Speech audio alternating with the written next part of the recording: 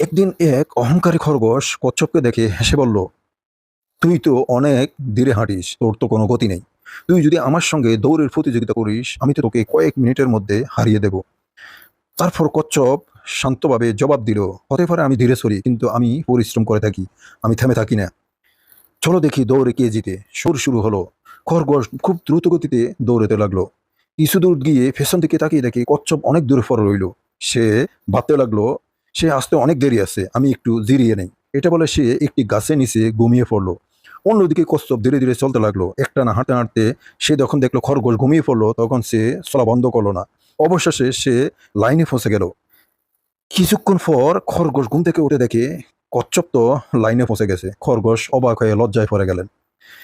এতে আমরা কি শিক্ষা পাই? পরিশ্রম এবং সময় যদি সঠিকভাবে কাজে লাগে, তাহলে অবশ্যই আমাদের সফলতা আসবে। আর যদি নূর ভাবনা, ইসলামের পথে আলোর দিশারি।